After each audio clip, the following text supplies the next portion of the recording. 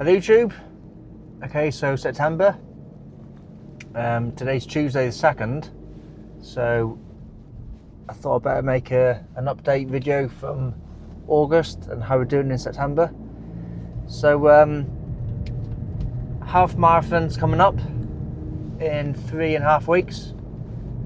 So training's well underway, but also I think any training not done so far is a bit too late now, really. Like what I mean is, if you're starting from scratch, you couldn't just say I want to do half marathon, enter it today, and then hopefully in 3.5 weeks time you need to do it. But I'm in a good place. I'll talk you through it in a second, just at a junction. Oh, is he going to pull out with the trailer?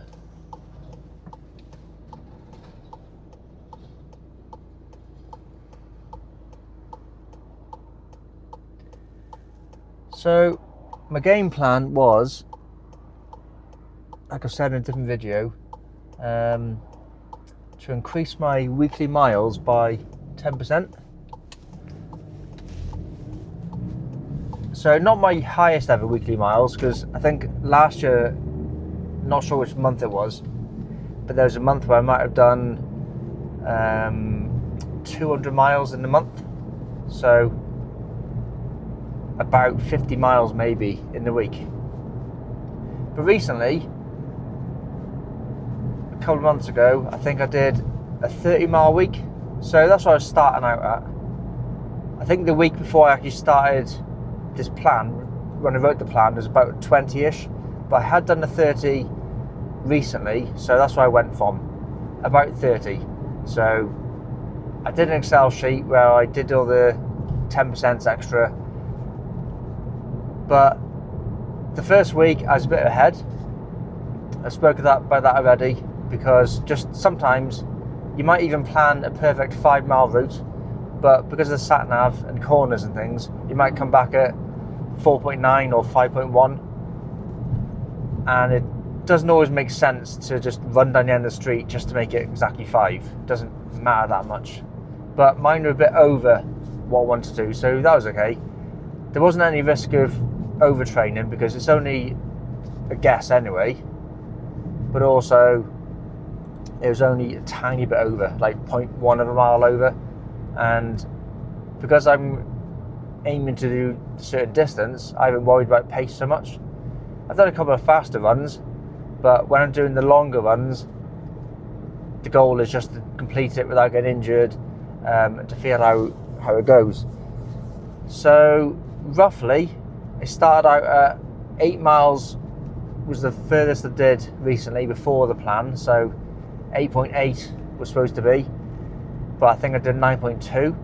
Then the next week then, I wasn't sure to add 10% onto the 9.2 or 10% onto what I should have done the week before, but I think what I did was, because I knew I could do 9.2, I think I added on 10% on top of that, but then I went wrong again. So basically I did a 9.2, a 10.1 I think it was, and then Saturday just gone, I did another long run, 11.5, 11.6 I think it was, and the pace I did it was faster than the pace I did the 10. I was going to keep it the same, because the goal is just the distance, but I got a couple of different half marathon pacing strategies, times I want to do. So on the one hand, I was just going to do the same 10-mile pace as the week before.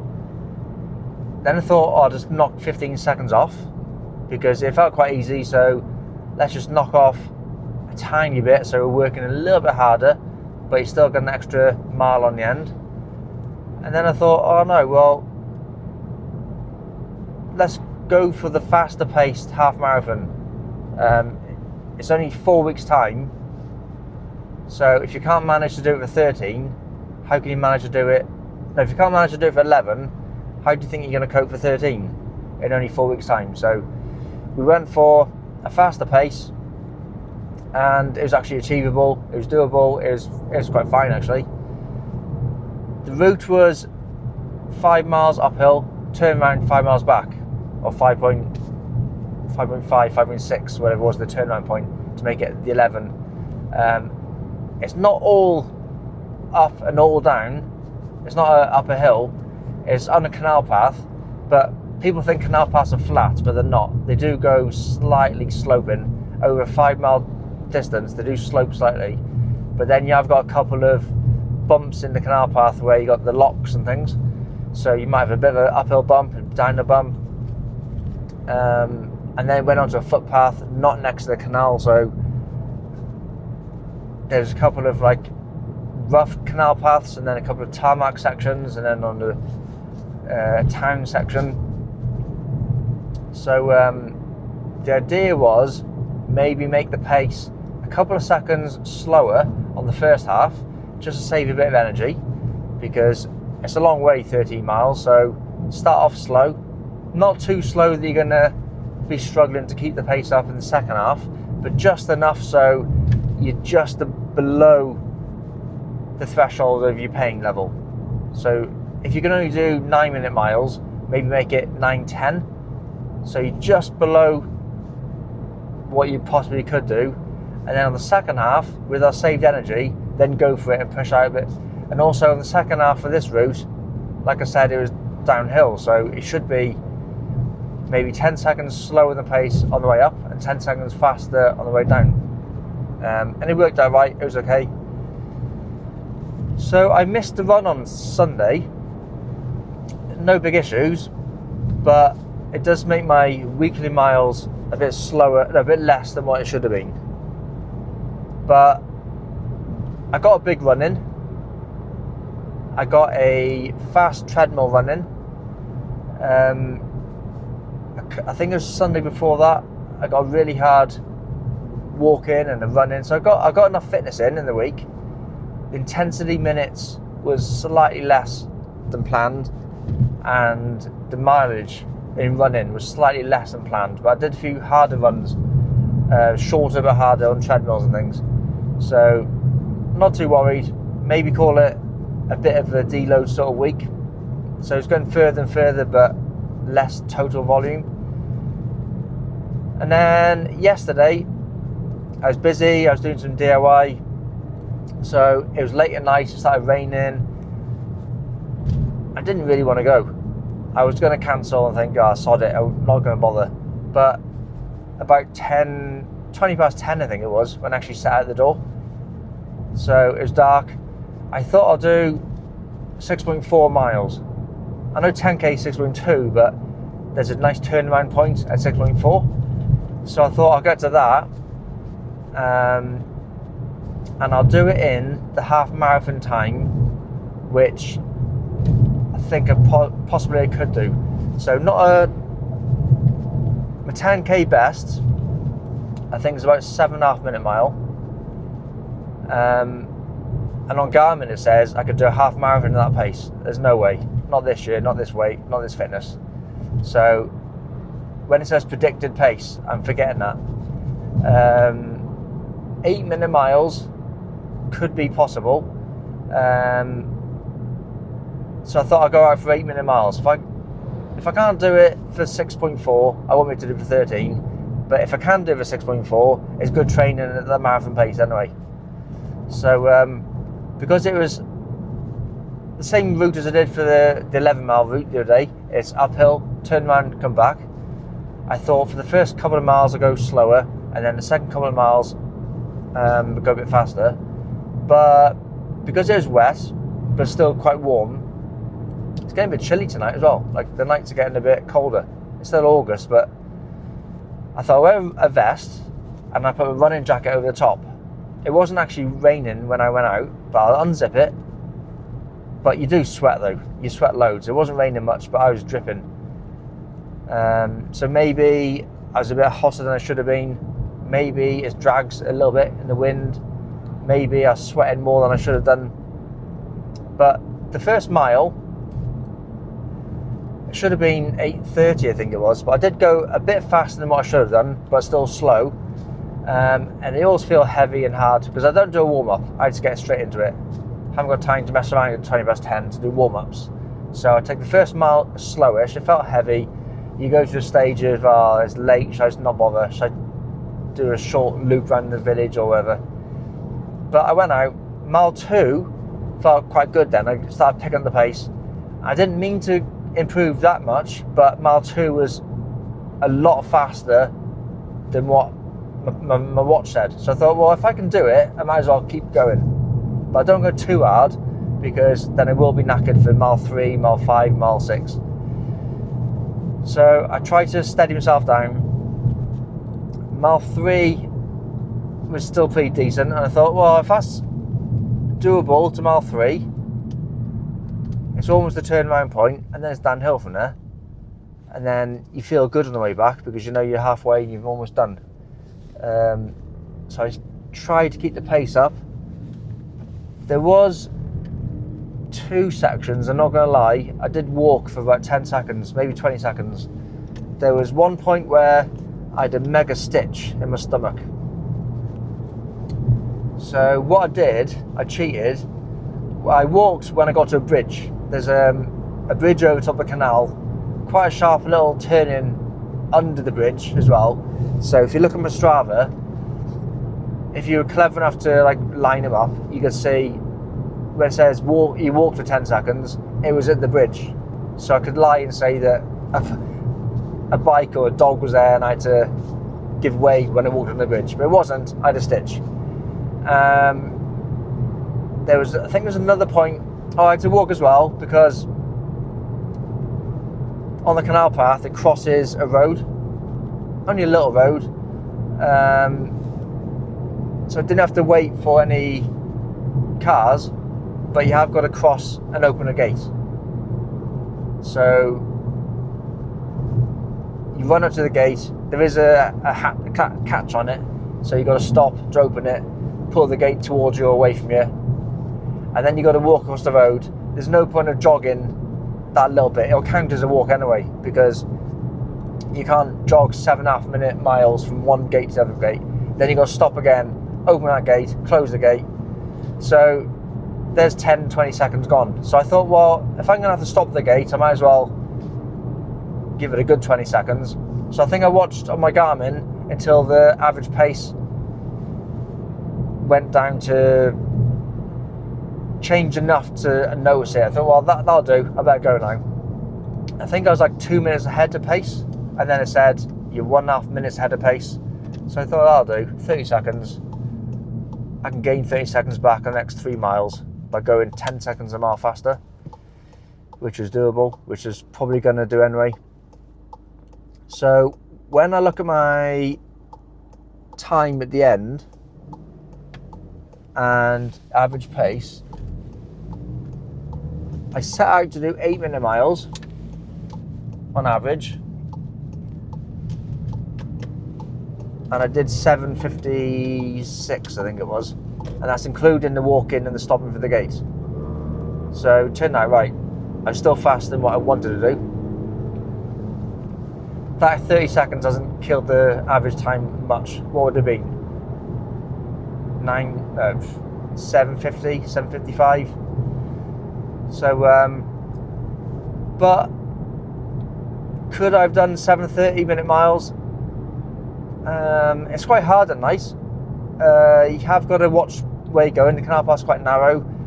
You're always thinking, is it going to be a swan or a duck, or could there be someone walking around the corner walking the dog? Now and again, I'm out running. Now and again, I've seen someone walking home from work or on their bike. Ultra marathon type people camping. So it's possible. It's also a bit disorientating when you're running down a plain canal. All you're looking at is your headlight on the floor. You don't always know where you are, so it's hard to judge speed and time and distance. Sometimes you get a bit dizzy. You think you're going fast and you're not, or you think you're going slow and you're going too fast. So running 6.5 miles by yourself down a dark canal late at night, you should be in bed really. It's not the best time to do a great pace. So in all consideration, like all the rainish, the sweating, the darkness, it's not a bad pace. Could I do 7.5 minute miles in the day? Yes, on a nice tarmac surface. with a warm-up and pre-workout drink or whatever. Could I do that pace again for 2 lots? I don't think so. Now, if the half marathon course is really flat, a nice tarmac, and there's 10,000 people around me cheering me, and you might get a bit faster because of motivation, but if you just take it, just me by myself, running down that kind of canal track road, I can't run 7.5 minute miles for 13 miles.